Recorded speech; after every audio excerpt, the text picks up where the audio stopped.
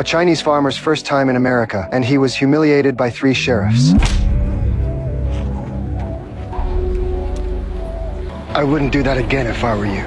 A chink who had just gotten off the ship could actually speak English. The sheriffs immediately started jeering, like they were teasing a monkey. But he was never afraid of trouble. I didn't travel halfway across the world in that damn boat, just to amuse a few fat white fucks. This same level racial comeback instantly enraged the 3 sheriffs. They immediately took off their jackets, ready to teach this damn chink a lesson with their fists. But the next second... Fucker!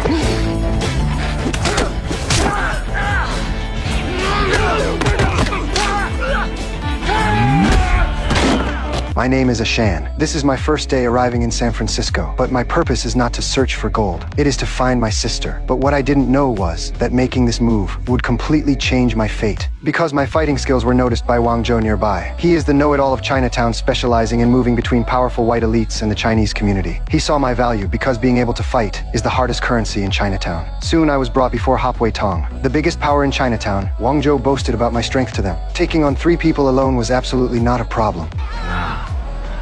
I don't think so.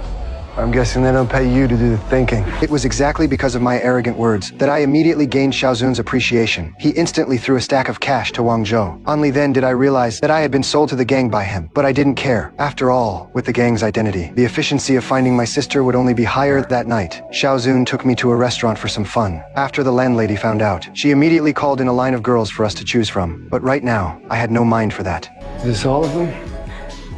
You mean there's no one in this entire group that meets your standards? I'm looking for someone. She would have crossed about 2 years ago. Her name is Zhao Jing. The moment I said this name, the landlady's face instantly changed. Not long after, a group of people suddenly appeared. They were from Long Ji Tong, the second gang in Chinatown. Is this the onion who was asking about Xiaojing? No. That was me. Then I guess you're coming with us. I instantly realized that the clue to my sister was right in front of me. Thanks, but it seemed this fight was unavoidable.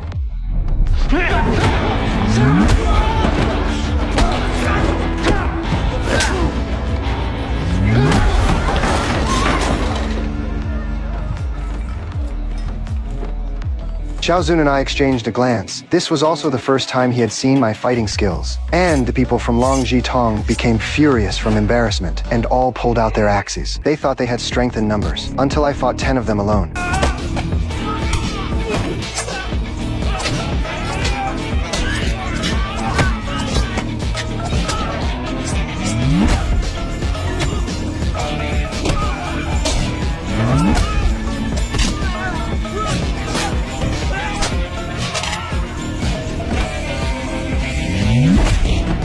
This battle made me certain that my sister was definitely still alive, and was also connected to Long Ji Tong. What surprised me was that this battle not only made me famous, it also made the leader of Hop Wei Tong personally appear, and brand me with the gang's mark. From then on, I was completely accepted by Hop Wei Tong.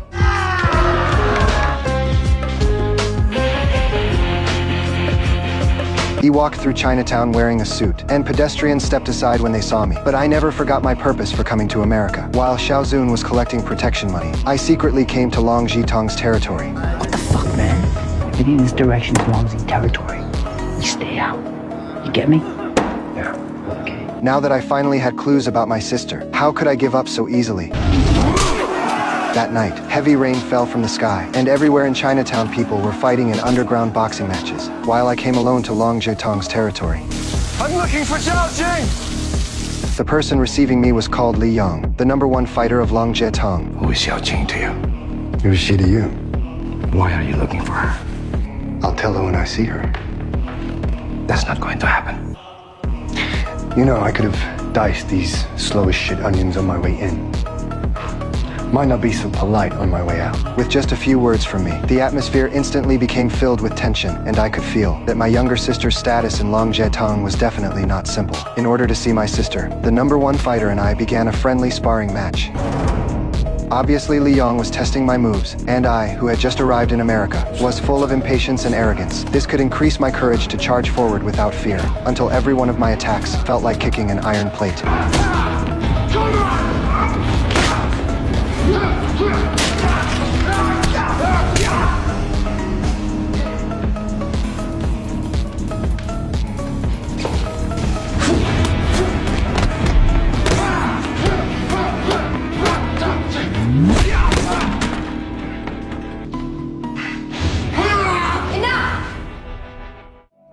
She is Xiao Jing, the younger sister I searched for across half the world. Xiao Jing. But there was no joy of reunion on her face. Back then, I was too competitive and reckless, and killed a warlord's son, which forced her to marry that warlord. She was full of resentment toward me as her brother. What's more, now she has changed her name to Mai Ling, and has become the woman of Long Jitong's boss. Xiao Jing, please. My name is Mai Ling.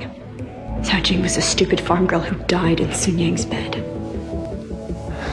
In the end, our reunion ended unhappily, but what I didn't know was that her current identity was far more complicated than I had imagined. After returning to the restaurant, the landlady, Atoy, saw that I was in low spirits and took the initiative to talk with me, but she had actually already developed feelings for me with the help of alcohol. We slept together, but what I didn't know was that Toy's identity was also far from ordinary. She changed into a black robe and appeared at the entrance of an Irish pub waiting until the two men who had abused Chinese workers appeared.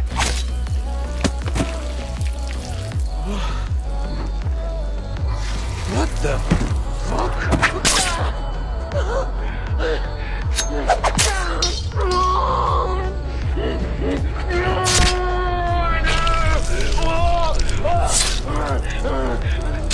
At this moment, I was still in my room practicing boxing, completely unaware that I was about to be drawn into this murder case. The deaths of the two white men made the police chief furious.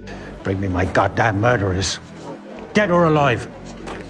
At this time, Xiao Zun and I were collecting protection money, when unexpectedly, a wealthy woman stood up for a Chinese shop owner. This made us unable to resist taking a few extra looks as she was leaving. Her glove fell to the ground. I immediately picked it up and chased after her. What the fuck? But not long after the wealthy woman left, she was harassed by two drunk men.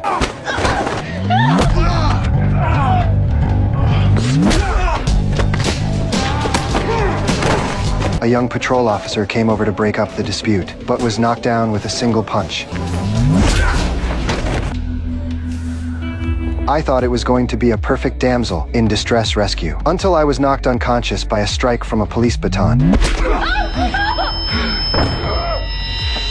The police chief didn't care what had happened, nor did he listen to any explanation. Wait, officer, he was defending us. It was these two drunks who attacked us. All he saw was a chink hitting a white man for him. That was enough. Soon, I was taken back to the police station. I remembered Wang Zhou's warning, so no matter how they questioned me, I remained silent. As a result, I even lost my name in their records. All they left me with was an insulting label. Meanwhile, the mayor's wife tried to speak on my behalf, but her husband didn't care about the truth at all in his eyes. Votes were far more important than justice. What I didn't know was that this was only the beginning. The police chief couldn't find the killer of the two white men, so he decided to pin the case on me. Evidence. That didn't matter at all. What mattered was that I was wearing Hopway's colors, and I was a chink that alone was enough to force a confession out of me. The police chief even put several dangerous inmates into my cell. His intentions couldn't have been more obvious. You boys behave yourselves, you hear me? Hey, pun face. Open your goddamn eyes.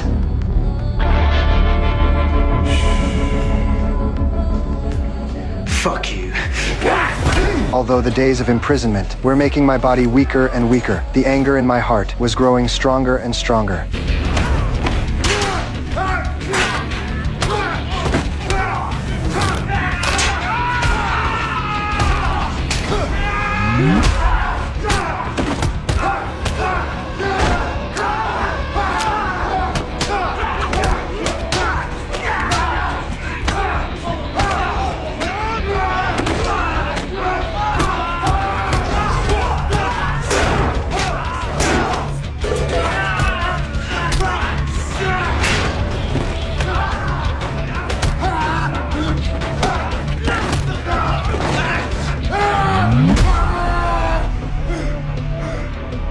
The police chief had been casually smoking a cigarette, but when he saw what was happening inside the cell, he froze in shock.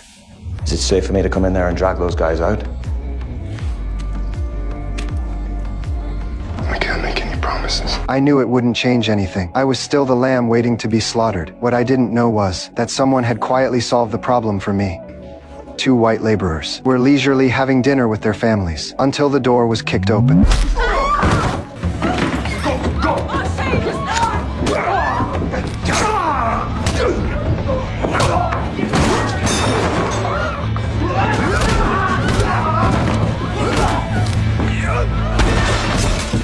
The one who acted was the top enforcer of the Long Zitong. At that moment, my sister walked in. She didn't waste any words and went straight up to the laborer's daughter.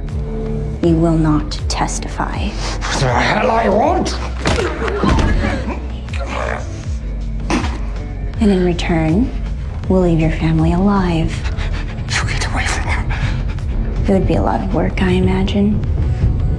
Burying a family this large. Okay. We won't testify. We won't go.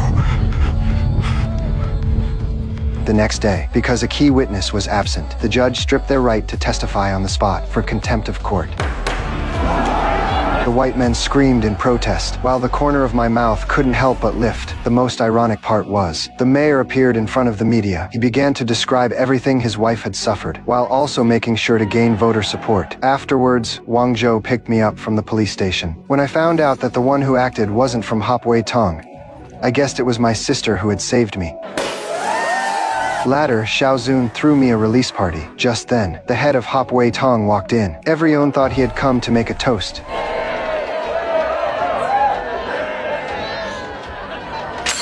But in fact, he came to lay down gang rules. Without his permission, no one was allowed to enter the white men's territory on their own, and no one could act against the white men under the gang's name. Drop your hands. Drop your fucking hands. When Chink was eating in America, everyone was staring at the chopsticks in his hand. Now, what are you yellow fellas eating?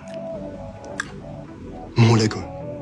And what are you doing with those damn sticks? Nobody ever teach you any table manners? You got tables in China? Or do y'all just eat off the floor like dogs? I finally couldn't take it anymore and stood up.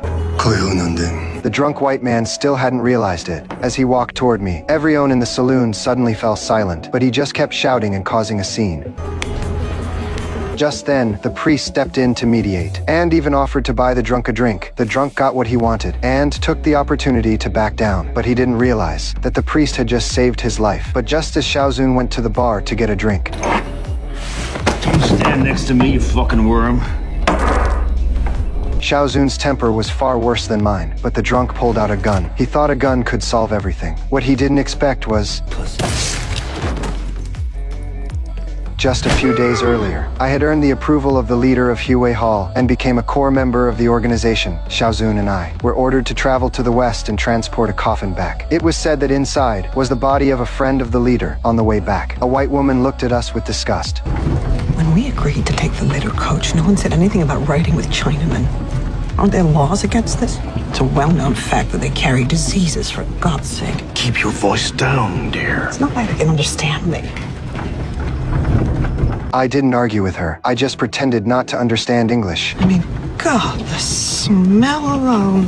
What the wealthy lady didn't know was that the chink she looked down on would later save her life. Just then, the stagecoach suddenly came to a stop. The horses are done. Never gonna make it to Moonflat before nightfall. We're gonna have to stay here till daybreak tomorrow. Everyone, out! Everyone got off the coach one after another, but no one noticed. But the driver seemed to be waiting for something. And then the scene from the beginning happened.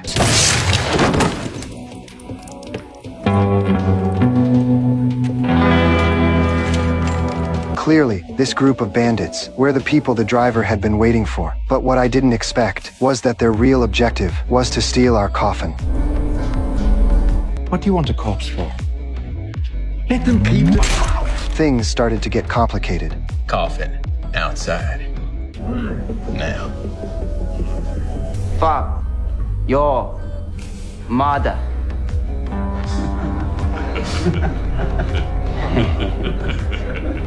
Kill him. I told you, keep your guns pointed from a distance.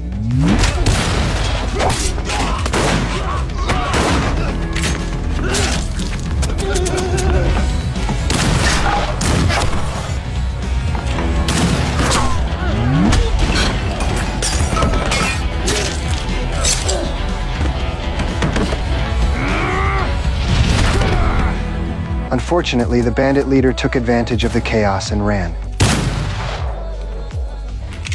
and the foolish noblewoman blamed us for taking action, almost getting everyone killed. But I wasn't in the mood to argue with her. I just wanted to know what was really inside the coffin.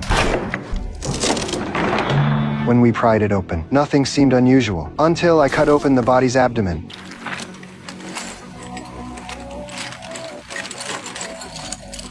My God. The veins of gold ore behind those gold nuggets were the real reason we had been ordered to personally escort the coffin. But now that the bandits had fled, he would definitely come back with more men. The noble couple wanted to run immediately, but in the 30-mile desert surrounding us, no one could escape. So the couple suggested handing over the gold. That would be a great plan, if it were your gold.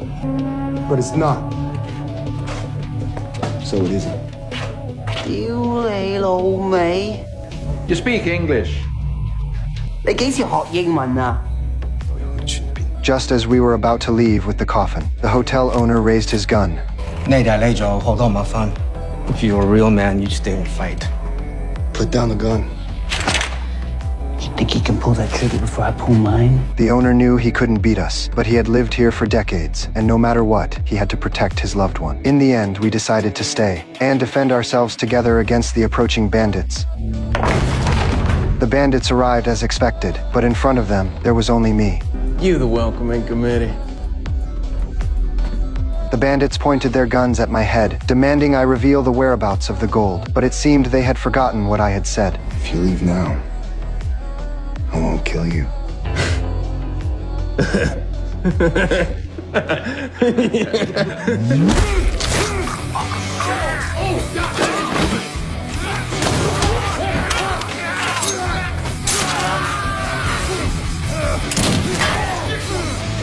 Soon, the battle erupted on all fronts, but most of our side were ordinary people. Their firepower was only creating chaos. As for me, I was like a cheetah, constantly taking the bandits' lives.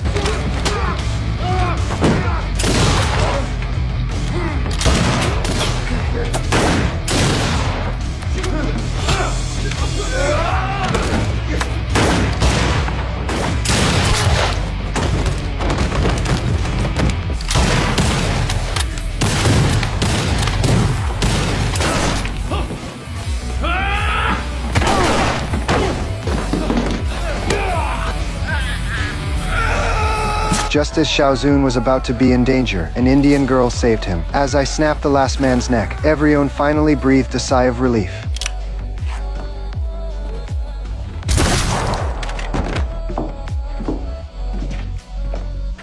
To save innocent lives, the priest kindly sent the bandits to meet God. In the end, the defense of the inn was a complete victory. But after a night of fighting side by side, everything returned to the way it was at daybreak. Today they're white and we're yellow again. Although this coffin transport had come to an end, the crisis in San Francisco was only just beginning. At a New Year's celebration, the leader of Hopway was assassinated. The blast wave from the explosion overturned the platform, leaving nothing but devastation at the scene. Fortunately, after emergency treatment, Father Yun survived, but the peace of Chinatown was blown apart. You see who it was? From the ink on their faces, Feng Hai, I think. I just don't know why. Let's go find someone who does. Afterward, we found Wang Zhou. He moved among the major factions and lived by his own code, but faced with the threat of a handgun, he still revealed the deal between Mai Ling and the Feng Hai. It turned out that not long ago, Mai Ling had approached Wang Zhou, wanting to arrange a meeting with the leader of the Feng Hai, because they were the most ruthless gang in Chinatown. You know, they built the Great Wall to keep out savages like the Feng Hai. But that ruthlessness was exactly what Mai Ling wanted. The Feng Hai don't need help from anyone, especially not some Tom. And let that pussy do the talking.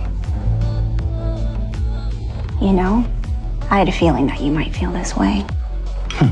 The bitch is still talking. Which is why I already killed you. The leader of Feng He Tang's eyes bled, and he died on the spot. The second in command immediately killed the leader's personal guards. A failed deal turned into a bloody transfer of power. Even Wang Zhou, who moves among all the major gangs, felt a chill down his spine. See, if I set up a meet and someone doesn't walk out, that fucks with my reputation. And if we had told you, would you have done it? I definitely would have charged more. There's nothing money can't solve, if there is. It's because there's not enough money. So Mai Ling joined forces with Feng Haitang to carry out a bombing assassination on the leader of Hopwatang, the strongest gang in Chinatown. I could never have imagined that my sister's exposed ambition had spread across the entire underground order of Chinatown. Even Long Zitang's top enforcer, Li Yong, became her lover. Her goal was to replace Hopwatang and become the new king of Chinatown. But unexpectedly, although Long Zi was old, when he saw the bodies of the Feng Haitang, he instantly understood everything. To restore peace in Chinatown, he voluntarily arranged a meeting with the recovered Father Jun, but Father Jun was not one to let things go easily. There could be no peace until the Feng Hai are dealt with. Those are my terms. Long Zi hesitated for a long time, but finally extended a hand as a symbol of peace. Xiao Zun was confused by this reconciliation. Only to say goodbye. We won't be seeing him again. He didn't intend to let Long Zi go, and Long Zi saw Father Jun's murderous intent. He hid with Mai Ling, but their hiding place was discovered. What happened? Hey, Mai Ling. Fuck you.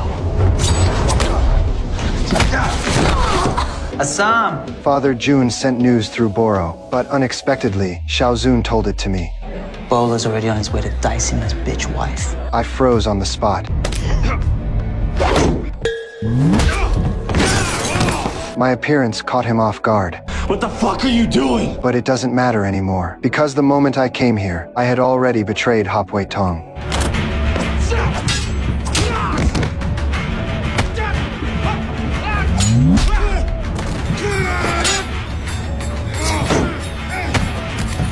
I lost my axe, which made Bolo's momentum surge.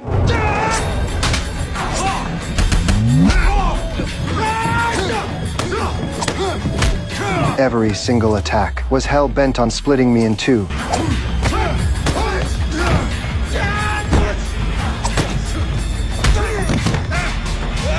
Seizing that chance, I forced him back, but that also left me completely disadvantaged.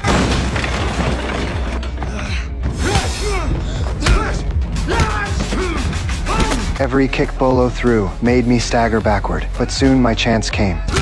This is a narrow hallway. His kicks will be greatly weakened, and that will be my best chance to beat him.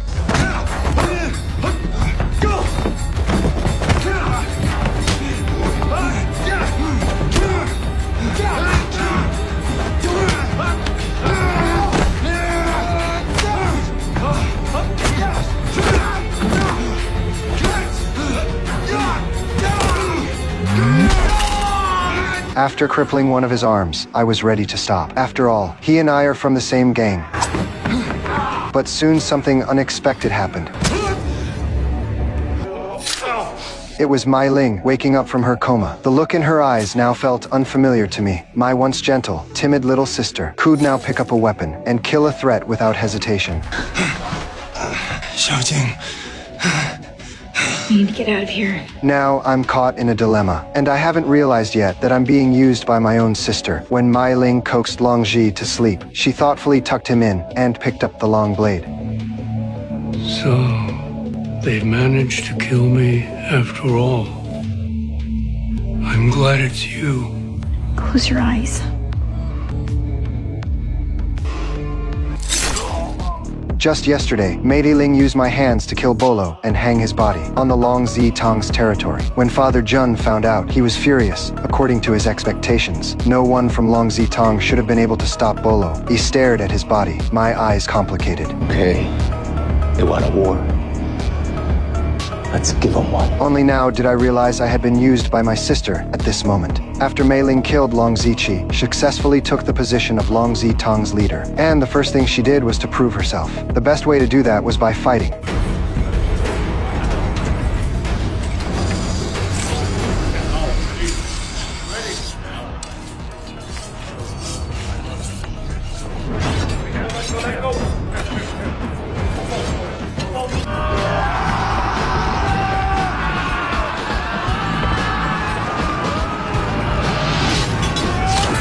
Both sides suffered heavy losses in this battle, which instead gave the senator an opportunity to push for an anti-Chinese bill. Wang Zhou realized the Chinese community was in crisis and hurriedly acted as a mediator between the two gangs. Tomorrow, 3 o'clock. The reason for the conflict was mainly about profit. The Chamber of Commerce chairman suggested that each side send one person to fight. The losing side would cede half of their drug business. So do we. Mai Ling? Okay. Let's go.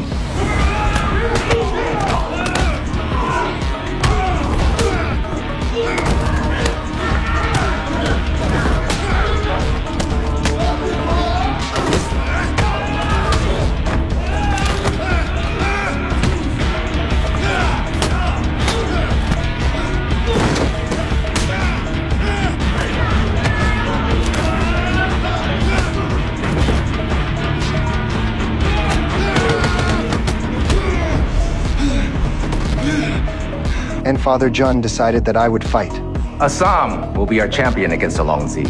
You will avenge Volo's death, and by killing Li Yong. I nodded in agreement, but the reason I came to America was only to bring my sister home. I didn't want to get involved in this trouble. Soon it was time for the fight. The place was packed with spectators. Even the police couldn't help but watch. Long Zitang sent their top enforcer Li Yong. The first time I fought him, I suffered a heavy loss. This time, I have to be careful.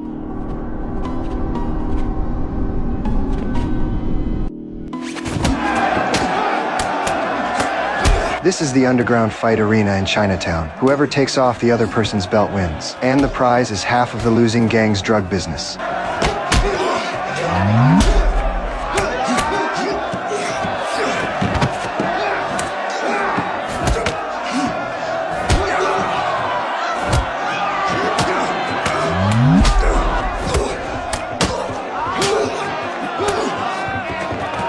I was completely locked in. A hook followed by a sidekick. The brief advantage boosted my momentum. Even the white sheriff couldn't help but complain about the fight between Chinese men. I don't know what the hell kind of boxing this is, but if they could all fight like this, we'd be in some deep shit. In the second round, Li Yong took the initiative to attack, trying to replace defense with offense. Several full power attacks of mine were blocked, causing my stamina to drain quickly. Even my breathing began to get heavier.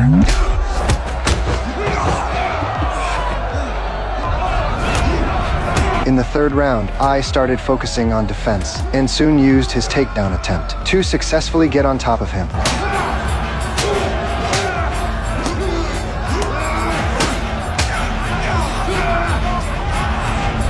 As long as I dislocated his arm, this match would be easy to win.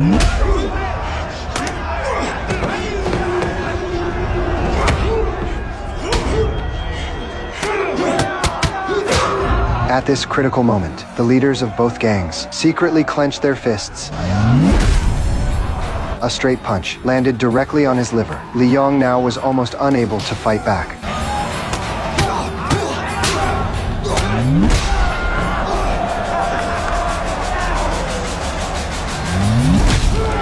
A front kick completely ended the match. I looked at my sister in the crowd, and once again proved myself with my strength. As long as I took off his belt, this match would truly be won. But then something unexpected happened.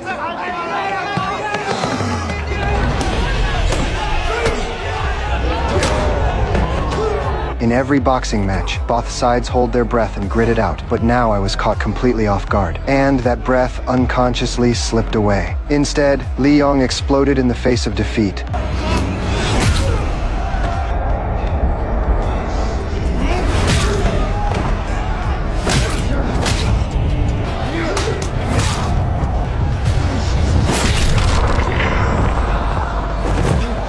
As my nose was broken, Zunyi stood up and left in disappointment. Where are you going?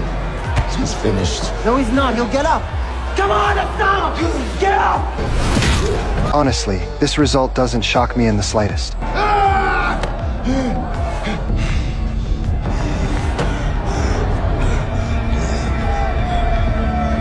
Li Yong wrapped his arm around my neck and looked toward Mei Ling. The determined look on my sister's face made me completely give up hope.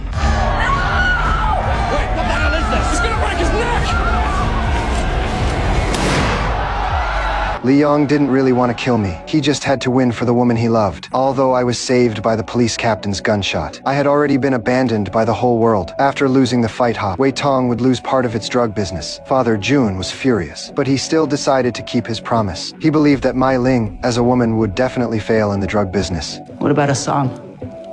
He fought for us. And he lost. He's of no use to us anymore. At this time, Yakai took me in. In a daze, I remembered my childhood, the days when I practiced martial arts with my master. I also remembered Xiao Jing from back then. The intense pain brought me back to reality. After Yakai used opium to ease my pain, she began to treat my injuries. With Yakai's careful care, my body gradually recovered, but I still couldn't understand why I had lost to Li Yong. He was fighting for something he believed in. He had purpose. You didn't. Because I was forbidden from joining any gang, I became a Chinese laborer doing hard work. I had just laid down to rest. It's over. Before I could get enough sleep, it was already time to work again, doing the hardest and most exhausting work, yet eating the thinnest porridge. That day, Xiao Zun suddenly came to me. It turned out that Hop Wei Tong was being jointly suppressed by Long Zi Tong and Feng Hai Tong. So he wanted me to go back and help him. I didn't walk away. I fought for you. I almost died in there, and then you tossed me out like I was garbage. Look, there are rules. I didn't make them. I don't like them. But I'm here to fix it. Take care of yourself, Youngjun. You're not a fucking coolie. I'm not a hatchet man. No? Then what the hell are you? Seeing this, Wang Zhou beside me told the story of how he had been sold to Cuba and lived as a slave for 11 years. Although he went through many hardships, he changed his own fate. You know why? Why? Because I know I'm not a fucking slave. Now, you got your ass kicked. It happens, but I'm not buying this whole coolie act. Warriors have only two paths. Get killed or get better. I had never suffered as much as he had, so I still didn't understand, until I saw a fellow worker collapse from exhaustion and stop breathing.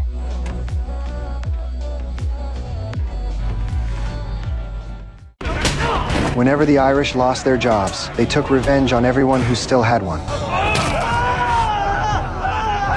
Just as he raised the hammer again, a hand suddenly stopped him. That is right, it was me.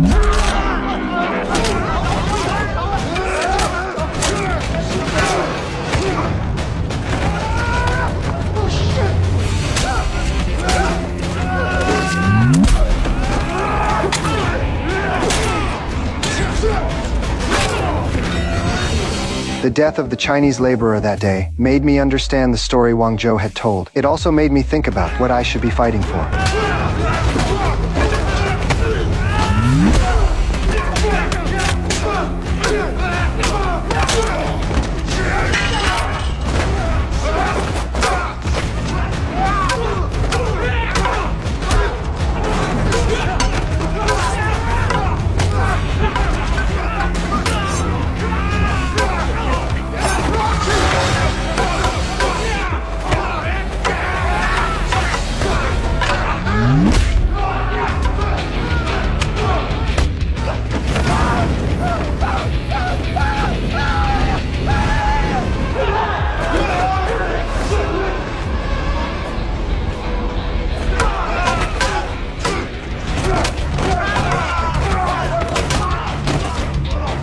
The Irish foreman watched all of his men get taken down, so he took the opportunity to punch me in the chest.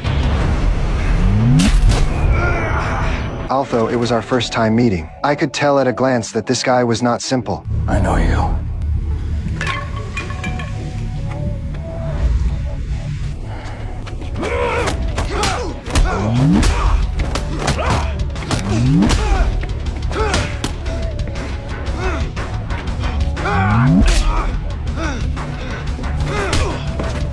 The long hours of hard labor had left me exhausted. Fortunately, the police arrived. I'm gonna find you, Jake. Helps. So? At that moment, I finally understood who my real enemy was, and it gave me faith again. You're alive. I'm starting to feel that way. So thank Yakai for saving my life. I brought her a gift, those 2 Irishmen who had injured the Chinese workers with hammers. Then I revealed my real purpose. In the meantime, I figured you could use some help now and then. You know, fighting back. Like you said, it's a fight we can't win. It's okay. Turns out I've got a somewhat different skill set. I want to stay with Hop Wai Tong, live for myself, and fight for my fellow countrymen.